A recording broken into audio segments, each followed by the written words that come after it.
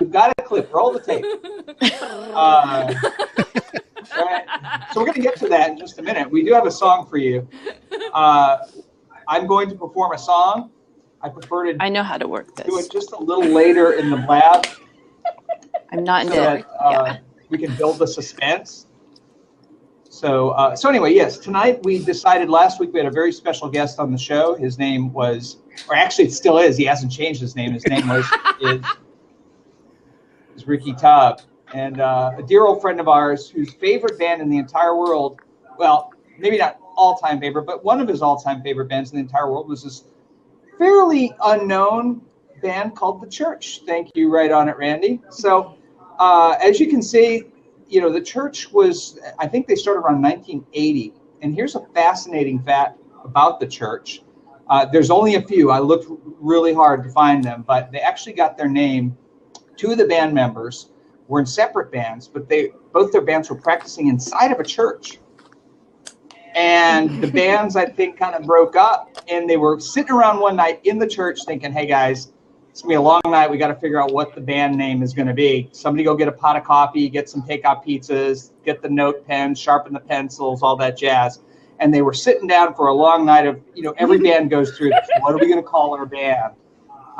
And so these four gentlemen got there that night, and I think it was maybe the drummer who just said, what about the church? We're in a church, right? And they were like, that's pretty good. And so they decided to stick with it, and they became world famous because of that. Well, actually, it took them another 7 years or so before they became world famous, but we'll get to that in a minute. They're from Australia, and they actually had their first big hit. They've been around since around 1980, putting out, I would say, sort of post-new romantic, psychedelic, 60s inspired tunes. Yeah, and so interesting story. They hadn't made it big yet. 1987, I want to say it's right around there, that this is the common story of every single band, or most bands that end up having a hit. It's a song that they think is a joke. They don't want it on the album. The producer hears it and he's like, whoa, what's that song you guys are riffing on? And they're like, oh, it's just some joke thing we've got. And then he brings it to the floor. They record it, and they spend the rest of their lives playing it. Maybe almost because they didn't really like the song. It happened kind of to Radiohead too. All right, so hey, we got Ricky Tubb here. Oh, cool. Okay, guys, Ricky I'm out. Tubb. Ricky Tubb is. We're gonna let him in. I know my mom warned me, don't ever let that guy into the hot seat, but we're gonna do it. So let's see what we're gonna do here. How do I get my video feed on? I'm going to open the seat. It says open seat. It is open. And he has to call in. Oh, Ricky, you have to call in. Can you hear me? I'll have to send him a message just in case he can't. Oh, he's calling in. Now what do I do? This is exciting. Oh, there he is. I got it covered for you. Randy, God bless you. Can you hear me? God bless Randy. Can you hear me? Oh, man. We Can you hear me? Loud and clear, brother. You can? Loud and clear. Yep. So, thanks for joining us, man.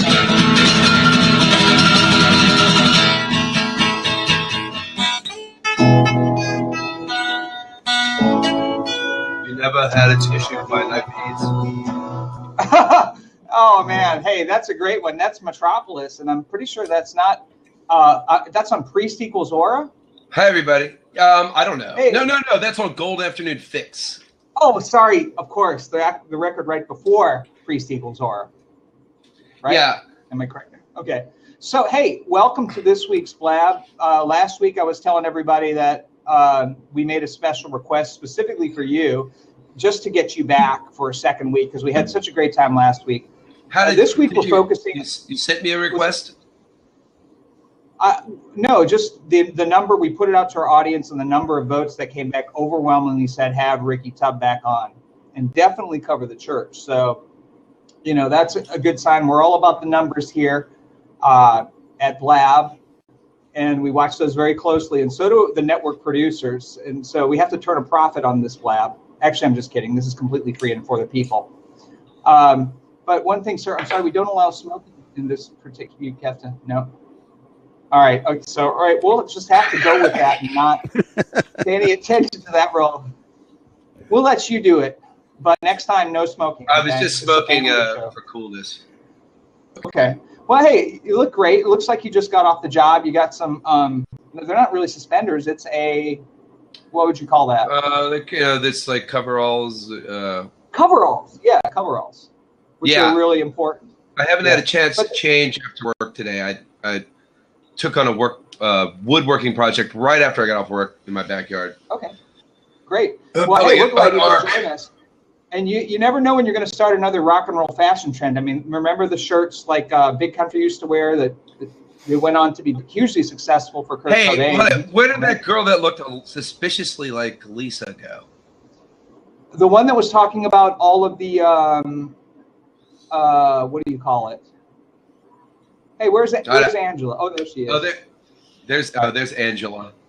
Oh, that's that right there is, what's your name, ma'am? Would you like Elsie. to tell us what your name is? Oh, Elsie. Angela was the girl from last week. Okay. Angela is here. She's in the chat room, and she's the co-host. But I think because we have this special guest from Europe tonight, what is your name again, ma'am? Elsie? Elsie? Oh, Elsie. I see, Elsie. I see. Uh-oh, we can't All hear right. Elsie. Oh, we can't No hear you, audio. Elsie. What's going on? No audio. Oh, we don't have your audio. Can you adjust your mic, ma'am? Ma'am. Ma'am? Ma'am. I'm sorry. Ma'am. Refresh. Yeah, refresh. Can you log out and log back in? I give you 5. I'll give you props if you do it. If you don't, I won't do it. Really loud right now. Okay. All right. Yeah. So Randy's been posting some pictures of the early. Obviously, we're here this week to talk about the church. And I actually gave a fascinating fact that. Did you know how they got their name, Ricky? That was riveting, Tom. Okay, so you heard that. So I did a search for fascinating facts about the church, and quite frankly, I only came up with a few. So I'll share those. I'll sprinkle those throughout the blab this week, just to keep everyone on, that element of suspense and surprise that we like to have here at the blab. So let me ask you this, Ricky. When did you discover the church? What was that moment where you said, "Oh my God"? It's funny. It's a funny story. It was kind of an unguarded moment of mine. An unguarded moment. That's nice. I like that. I discovered the church in the early '80s, probably through the first band that I ever played in, the Eccentrics, and we covered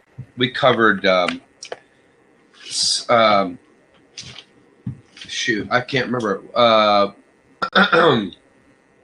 some song, and it was great. Okay, so and that was your introduction. So years later, they have a hit. They become really big on MTV. It was Unguarded Moment, actually.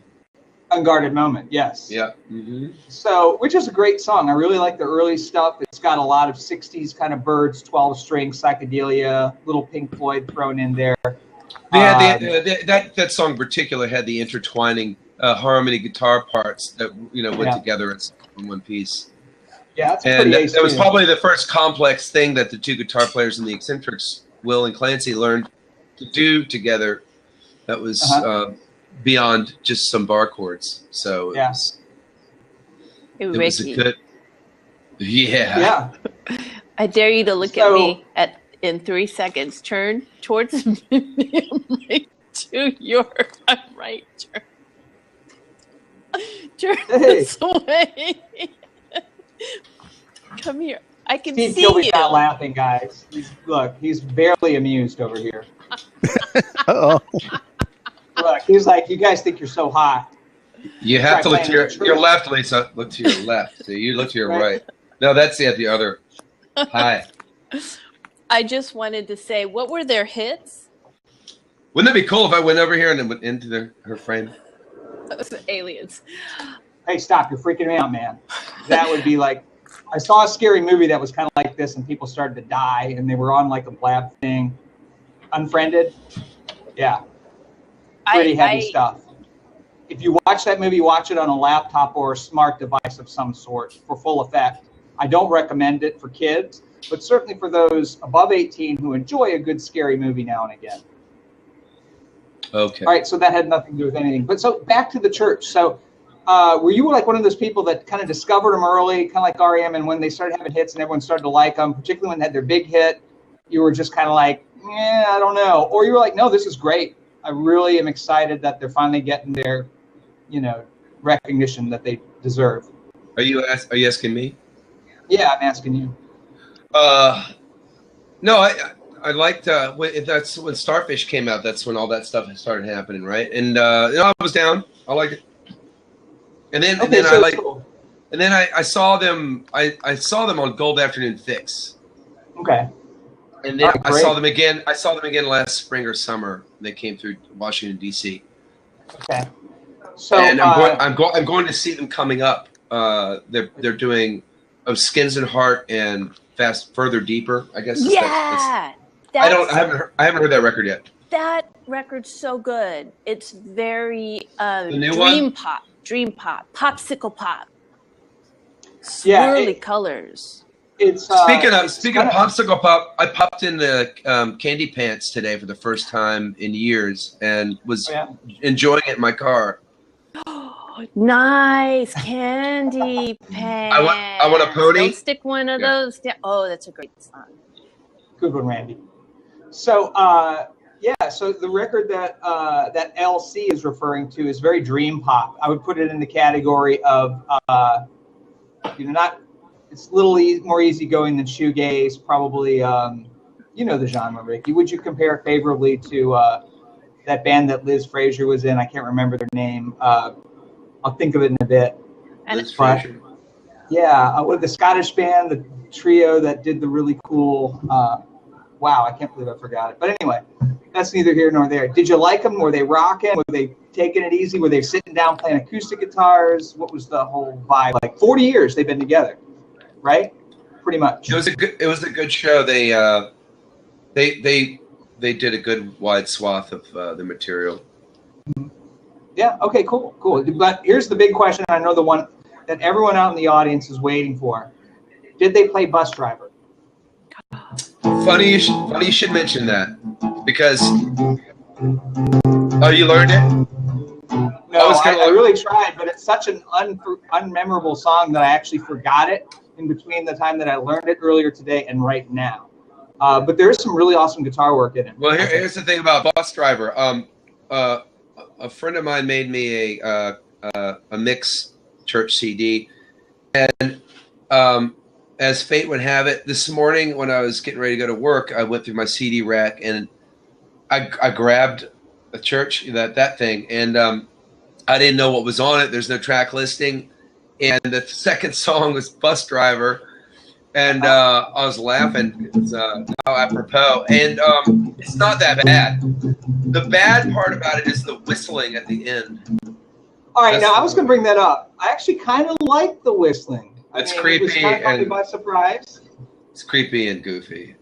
It's not a bad song. It really isn't that bad. It's not a bad song at all. And I honestly never really heard it. I just I told you that when I saw them, whenever it was recently, I yelled Bus Driver, and Kilby gave me a look.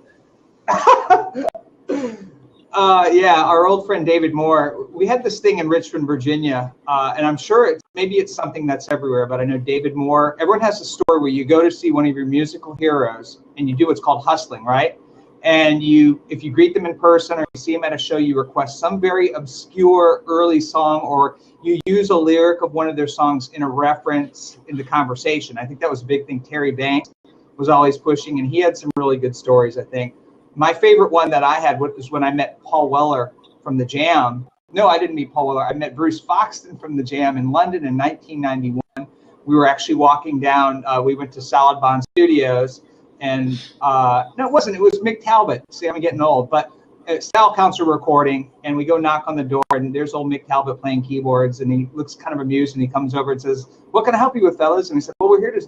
No, the first thing my friend Eric says, "We've got blisters on our feet trying to find you guys on Oxford Street." And so he kind of went, "Oh, yeah, great." But yeah, he said, actually, I can't. I'm not sure where Paul is. He seems to have gone off to Italy for a couple of weeks. All right, so that's the story. And Ricky, our old friend David Moore did request bus driver at some point, and he was asked to. I think he was asked to be escorted out or something. What was the story? I can't really remember. That's what he said. Get that guy out. Get that guy out of here.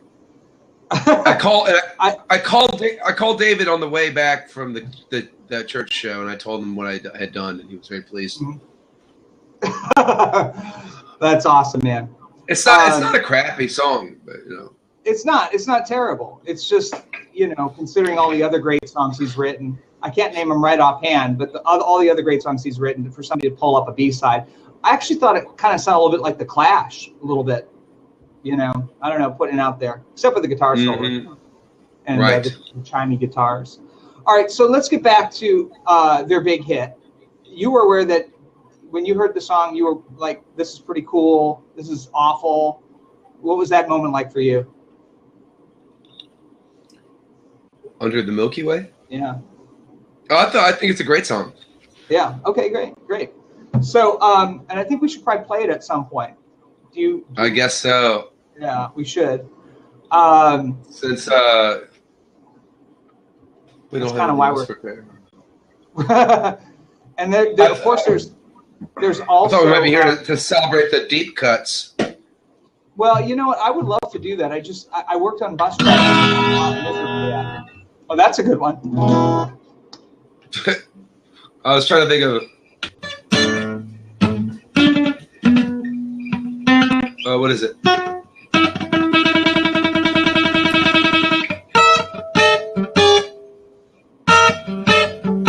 I don't know.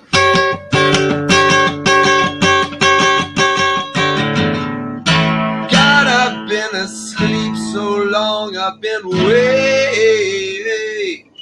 There you go, man. There you go. That's the song. All right, so anything on Hate Again before is pretty awesome. Drugs possess me.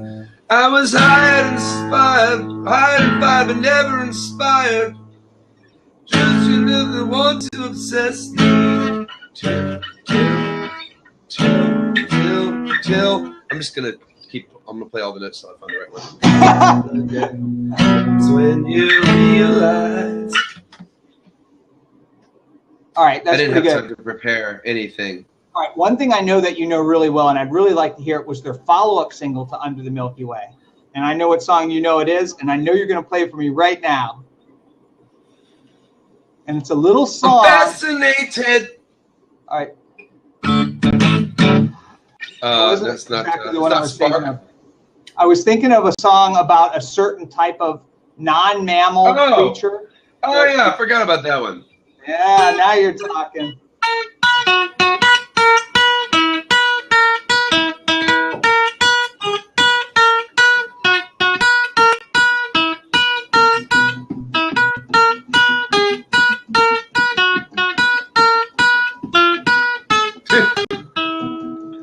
Yeah. Too dangerous to keep.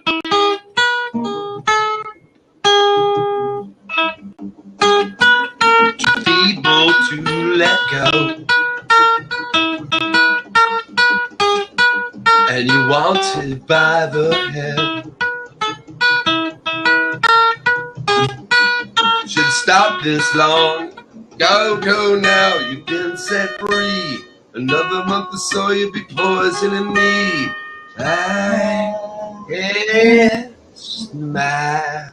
Oh, that's good, man. I see you slither away with your skin and your tail. You flicker a tongue and you rattle the tail like a real red. Hey, look who just finally joined us. What key is it in? You were doing right. It's G. I'm glad you're here. There was some weird girl. There was some weird girl with glasses on and scaring me.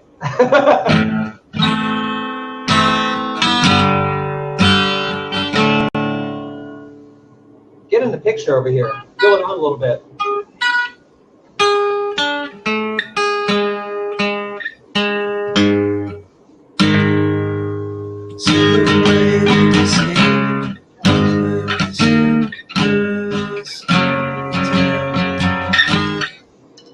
really bad at figuring out songs. No, you're doing great, man. This is what I'm talking about.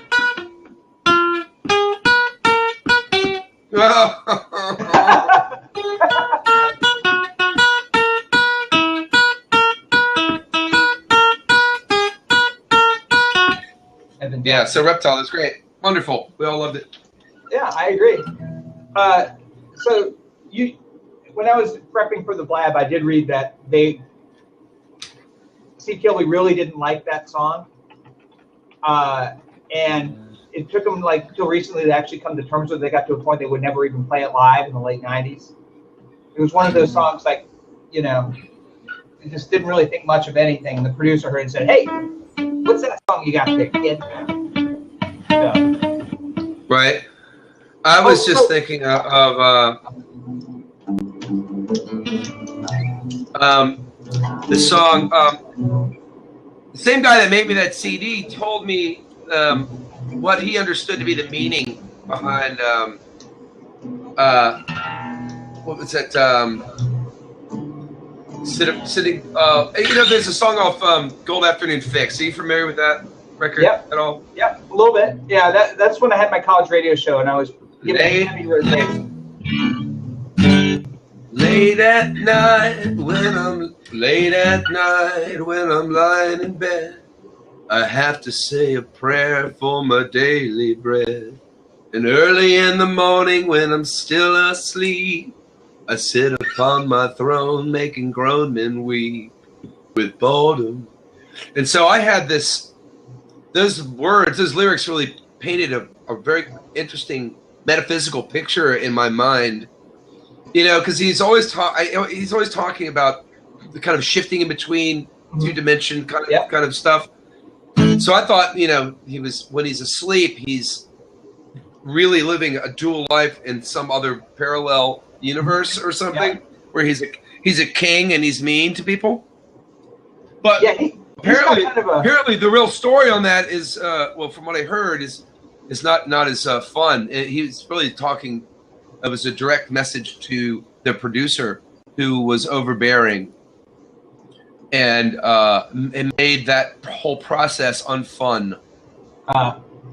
Well, the record sounds great, but you know he's got a pretty dark like slant on most of his lyrics. He's not like a sort of happy kind of it's a great day kind of. Not that many lyricists are, but he in particular has kind of a dark side to what he does, which I think is pretty awesome. Yeah. But that reminds me of another great song on that album that they actually almost allowed for use for a bounty commercial, I want to say. Metropolis, you know that one? Metropolis. Yeah, that was, it almost like, little known fact.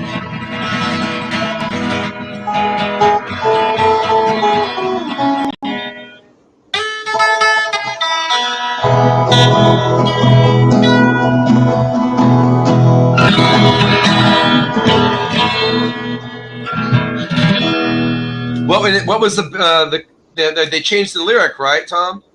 Yeah, it was kind of like, I think they were going for, I think the original lyric is like, I can't remember, but the verse is like, and he's like, "There's never been a napkin quite like this. Ding, ding, ding, ding, There's never been a napkin," right? Yeah, and then there was like intertwined with little parts of like a housewife saying, "Metropolis napkins really work." I think that's what they were trying to tie it into. There was a similar product that had the same title, and they said, "Screw this! You know what? This is such a great song. We're keeping this for ourselves, and we're putting up on Gold Afternoon Fix, and it's going to be our single." That's a story I heard from an insider. Drinks the liquid up from everything you did. Yes, right, exactly. You know how it goes. So that's an insider story. They asked to remain anonymous. They're very close to the band. So yeah. I have one story that I can share, which I just completely remember. Do you remember Kim Fowley? How can I forget? How could you forget? On one of his 3-hour-long rant Sunday morning phone calls to me back in 2001. How's that for a Sunday morning? Fuck you is the exact family show. Yeah, exactly. I'm sorry. It really is a family? What kids are here? I'm sorry. No, just kidding. Just that We one. have Christians. Do we have Christians in the audience? Okay. All right, so check this out. Now, I just want to put that here because we're almost out of time. But Kim Fowley, Lisa was there, and you were there, and we had this manager was whining and dining us out in West Hollywood. He was a real jerk. And so Fowley, I told Fowley, yeah, we're meeting with people. He's like, well, name who it is. And I mentioned the guy's name. He's like, oh, well, I got a little story I can tell you about a $5,000 phone bill when I was working for the church, recording some album, and he was their manager or something along those lines, and apparently he was a real full-time jerk. And so anyway, that's just a little. We're almost out of time. Why don't we just keep going and do another segment? You ready for it? We got to do it, man. I know it. Sure, I'll try to sing along. Yeah, there's kind of a lag. It's hard to watch my face on the monitor because it's about a half second behind. If you start a half second before me, I'll bet it'll be right in sync for our audience. Okay. Is that when I go 1, 2, 3, you start, and then right. So okay. Give it a shot. All 1, right. 2, 3. This place, it kind of empty.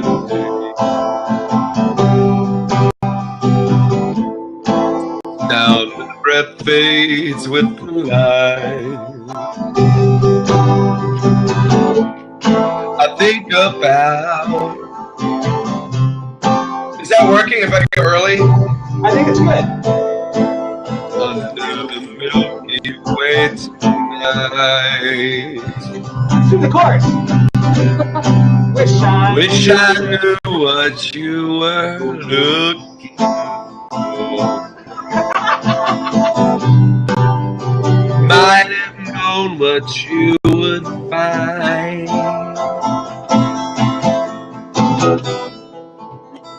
And it's something quite peculiar.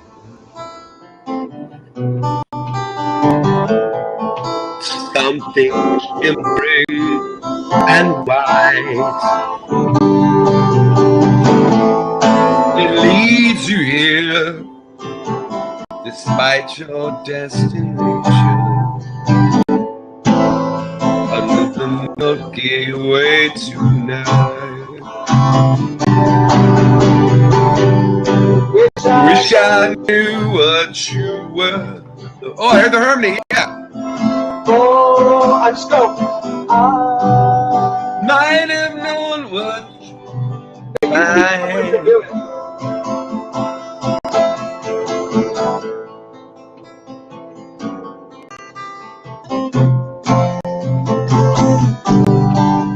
Third verse. You know the third verse? What kind of church man are you? And it's something quite peculiar. I'll remind you. Something that's shimmering and white. It leads you here despite your destination.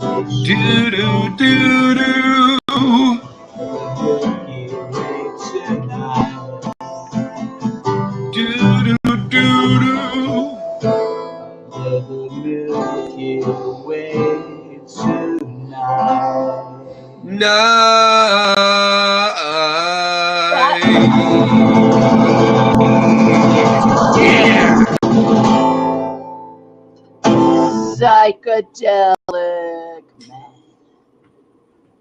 All right, guys. I'm smoking. I don't care. Hey, I gotta tell you God damn it, something. Ricky. The Milky Way candy bar. Okay, so Randy's not here, but it has nothing to do with the song. That's actually that's a lie. They originally were approached by Milky Way to write a song to kick off their summer, their Q3 ad campaign for Milky Way. The band loved the song so much that they said, screw you, Milky Way. We're using this on our next album, and it's going to be a big hit single, Sayonara. It's full of nougat and it's chewy. That was the original lyric. That's you what know that. happened. Nougat! That was the original lyric, and Nougat had a big old issue with the lawsuit, so they added more caramel. That's because they couldn't fit riboflavin in there, so. No, we all know about riboflavin. All right, and on that note, I think it's a really good time to sort of. Wait, I have one more bit of trivia. Okay. Oh, it's not really trivia. That song was created with these specific ingredients: a joint, a piano, a 12-string acoustic guitar, a jazz master, Fender Jazz Master, and some weird thing that kind of emulated bagpipes. I know, actually, those are real bagpipes. Those are real bagpipes. I think so. They had, I can't remember the guy's name, but he flew them all the way in from Scotland just to play that solo. I think that was a guitar pedal. I think it was a chorus pedal. All right, fine. You know everything. Ron! Whatever. It's a freaking bagpipe player from Scotland, and it costs a lot of money.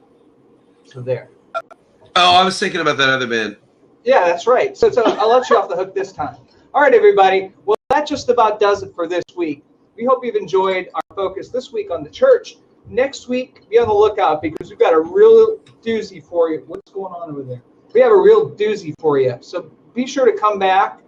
There's going to be songs. There's going to be jokes. There's going to be special guests. Stories. Not that special guest back there. Hey, Trivia. you're out of the band. Forget it. This thing is over. He's out of the band. I'm not working with him anymore. I can't. I see you back there. All right, everybody. Well, Ricky, it's great as always. We'll talk, and we'll figure out what we're going to do next week. All right, everybody. Well, everybody. All right. There's 4 people. There's 3 all people. 2 of you. All 2 of you. Thank you, all 2 of you. All right, man. And on that note, we're going to go ahead and leave you with the instrumental version, very rare instrumental version of Under Milky Way. Thank you, ladies and gentlemen.